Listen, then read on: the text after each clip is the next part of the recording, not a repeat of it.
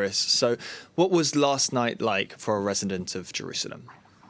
Well, it was hard work and quite frightening because you did hear both the bombs or whatever they were, the missiles or the drones making contact. You did hear them also being intercepted. That's a very loud sound. You did hear sirens. So most Israeli citizens were, see, for example, I hear a sound now and I'm so attuned, I think, is that a siren? Do I have to go inside? So you definitely have that response inside now, inculcated, I would say. And what we saw is most people inside their homes, inside their safe rooms, with 24/7 rolling coverage on all the TV, all the radio, everywhere. So it was quite a surreal scene because people are frightened, but they're well informed. And I think perhaps the image for me from Jerusalem that was quite extraordinary was the site of the Al-Aqsa Mosque, the site so holy to Muslims, beneath it the Temple Mount holy to Jews, but the Al-Aqsa Mosque with all those drones around it in the sky being intercepted by Israeli planes. And you just think, what an extraordinary scene we are seeing, an attack on the Al-Aqsa Mosque intercepted by Israeli forces. So it was a very, very strange night. And Israel obviously wants to respond. What happens now? That is the question everyone is asking because it's not clear what the response will be or what it will be allowed to involve, because what we're seeing reported now straight initially is that the US is not keen for an Israeli military response immediately. And what that means is that Israel has to decide, does it go alone? Does it go it alone? It didn't go it alone last night, it has to be said. Something like 100 of the drones that were intercepted outside of Israeli skies, including by US and British ships.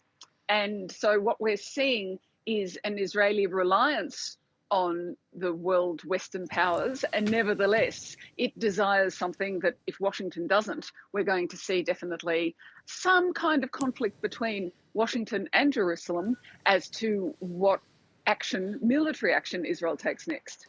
And it was a strike on the Iranian embassy complex in Damascus on the 1st of April that Iran was responding to. Some are saying this may have been intended to draw a direct response from Iran. Wow, is that what's being said? It's definitely not being said here. What's being reported in the Israeli media is that actually it was perhaps an Israeli miscalculation or a military miscalculation without enough consideration given to the political implications of this. Perhaps because Israel had taken steps like this before, they felt that they wouldn't draw this massive Iranian response. This hasn't been good for Israel, despite the fact that it did manage to intercept most of these missiles.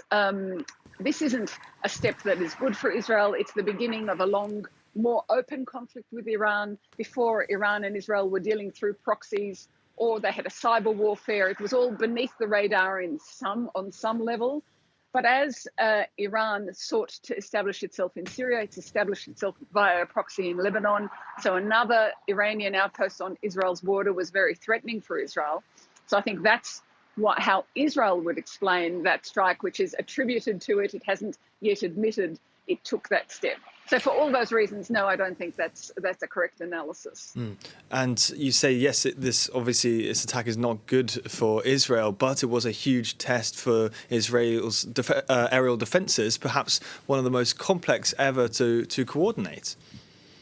That's right. And, because it was drones, which are they take a long time to arrive, it's a sign of the huge physical distance, actually, between Iran and Israel. The drones had to cross first Iraq and then Jordan to reach Israel. That takes hours. But of course, the missiles, including ballistic missiles, are much, much quicker. So they coordinated those so that they were staggered to arrive at different times in order to confuse the Israeli air defences. But the combination of US support, including even Jordanian support, by the way, they also intercepted some of the missiles that were incoming. The Israeli missile system, the Iron Dome and others, they all worked extremely well if you look at the number of incoming rockets and drones and actually the level of damage. So yes, it was a very successful night on a military level, but strategically, I don't think it was good for Israel to live through this, and that's why I don't think that this was planned. Now, Benjamin Netanyahu says Hamas has rejected the latest proposed deal on hostages in Gaza. Where does this latest attack leave negotiations?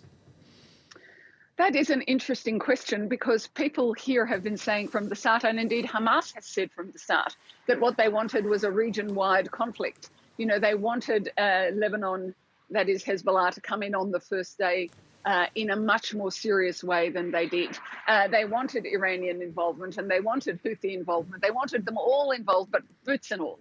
And they are now seeing it 6 months in. So in a way, this is a victory for Hamas, this widening of the conflict. And perhaps it also gives Hamas a little bit more breathing space to decide what kind of deal it can negotiate. I think Hamas would feel strengthened by this. In any event, from reports that were coming in, Hamas was not that keen on the hostage deal as proposed by Israel, or as proposed by Israel, Washington, and Qatar and Cairo. So for all, it's interesting to see that the only impact I can see in the short term is that the release of the hostages is no closer.